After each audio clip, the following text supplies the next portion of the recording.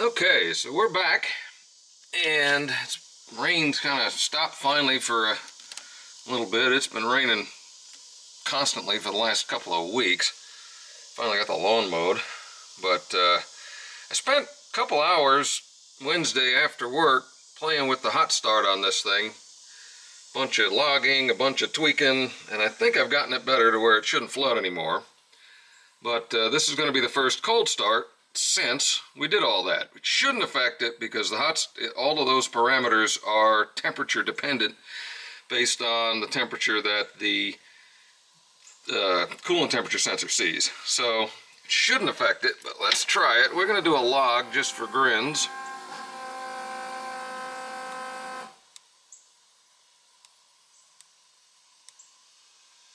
Alright, and let's see what we got.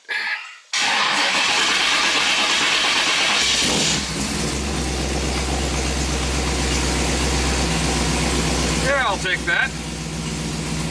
No touching the throttle.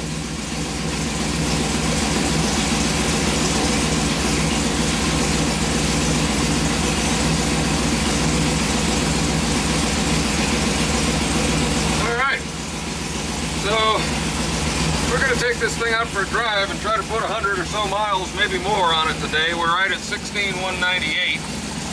So we're going to put some miles on it. I'm just going to take a big loop around the house a few times, some of the local roads, so we don't get too far from home in case something goes wrong. Because I had a little issue on Monday when I tried to take it to work.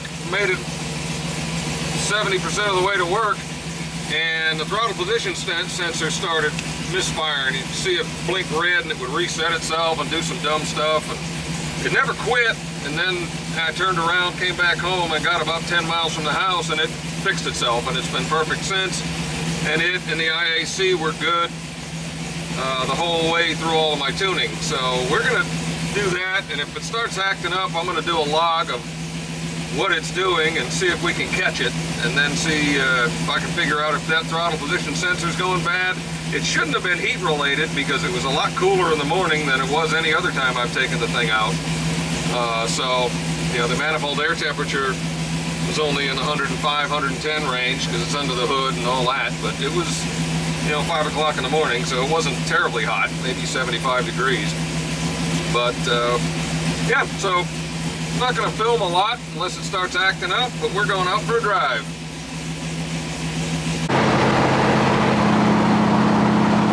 Alright, well, we got about 37 miles on it right now. Running really good. Everything's doing exactly what I need it to. Running good. The IAC is working. The throttle position sensor's been good. Manifold air temperature's up to about 122. Trans temperature's doing good at about 156. But we're getting into the range of how far I went the other day when it started acting up, and we're starting to come up to where the higher speed section's going to be. You know, it's a 65 mile an hour highway coming up in a bit, so we will see. So far, perfect.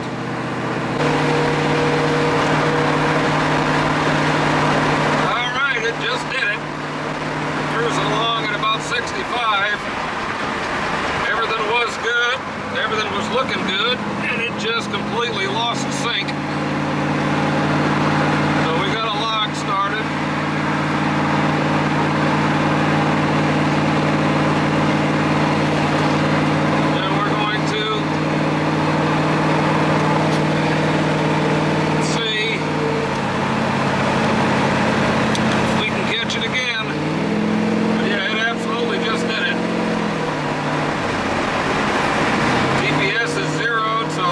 Change, but yeah, she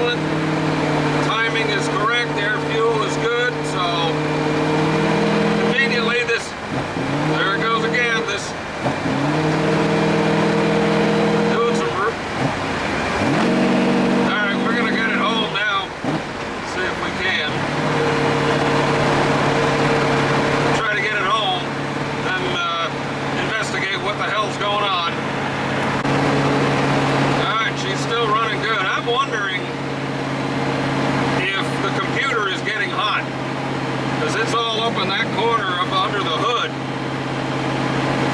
What I may do, if I don't see anything interesting in the log, is pull the side panels off and go try to do the same thing. So if that's the case, I may end up having to put that crap inside of the car or come up with a way to shield it or ventilate it a little bit better, because it's almost exactly at the same time. I mean, it's crazy. We were within a mile or two of the other day when it started doing it. So that strikes me as temperature related. So we're gonna get home and see what we can find out. All right, we made it home, coughed and sputtered a few more times. I shut the log off about a couple of miles ago because it had stopped doing it, but now we're gonna leave it idling. Gonna pop the hood and take some temperature measurements. All right, so it's pretty hot under there. Got some temperatures. This whole area back here where the brain and all that other garbage is tied up, that's close to 200 degrees. It's around between 180 and 195 back there. And the headers are just boiling. Even though they're ceramic coated, it is freaking hot down there. Even the air cleaner is 175 degrees, the air cleaner element. The intake's only 155, but she's pretty hot.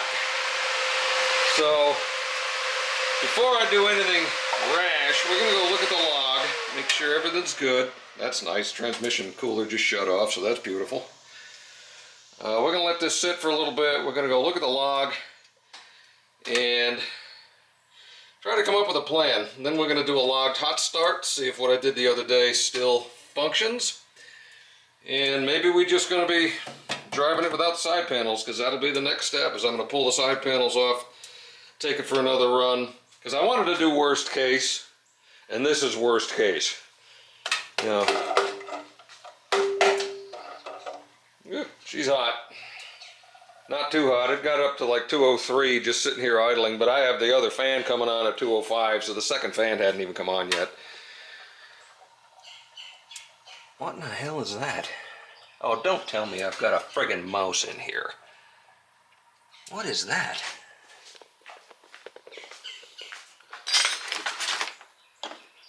What in the world? Where's my light? Thing's been outside for a day. Oh my goodness, no. Ah. Oh, poor birdie is not happy. Oh goodness. Oh, I'm sorry, birdie. Yeah. Yeah, better than a mouse. We'll have to get him out of there. I don't think that's my problem. Oh man. Anyway, we're going to go download the log and see what we got. Well, the log's kind of interesting. Doesn't show anything changing, anything dropping out. The battery voltage is all good. Everything looks good. Everything's pretty continuous. But what it does show is every time the thing burps, it just, all of the traces whoop, flip over and it still logs, but it's like it starts a new log. So I've got a smear of garbage just piled up. But none of it is bad. It's just like the log is restarting. So I guess we're going to try a hot start right now and see what happens.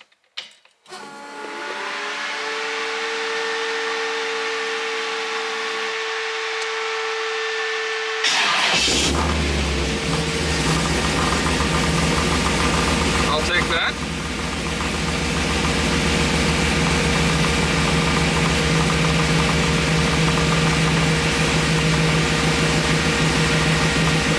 So I guess my next step is I'm going to pull the side panels off and run it again.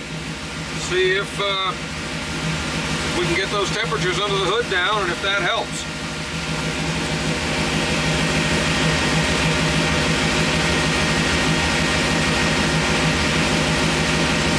Yeah, because you can see manifold air temperature from sitting is almost 150, so she's pretty hot.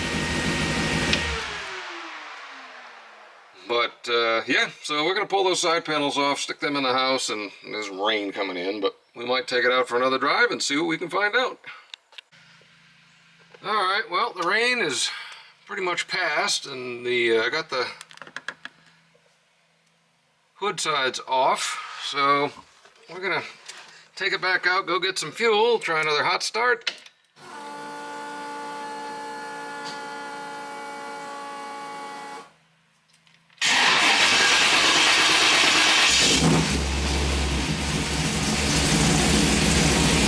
Works for me.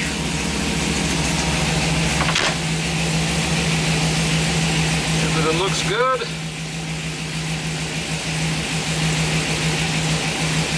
We'll see where we end up on the temperatures and if this thing keeps running a little longer this time. We're at 162.57, 16,257.7. Nope. Just cruising along at 70. Everything is nice and cool. Manifold air temperature is 115. And the TPS just lost its mind, and so did the IAC. They both just blinked at the same time. So we're gonna go home and change those out and see if we can come up with something that's gonna work. All right, we're getting back home. I don't know what's going on. I don't know that it's the sensors, because I saw once it burped, and a couple of times it burped, and the only thing that acted up on the screen was the oxygen sensor reset itself. Was heating, so it went to heating for a second, and really the only thing that should do that is a power loss. So I think I'm getting some intermittent power to the computer. I'm gonna have to do some digging and figure it out. Otherwise, she's running good. All right, well, after several more days of fiddling with it and a bunch of driving with the trailer attached, and this was actually yesterday, I loaded the trailer completely up with everything and actually drove it to the drag. As soon as I got there and got the trailer opened up, it poured, so we didn't get to race, but the car drove perfectly. And I did finally figure out what was going on with it cutting out like that.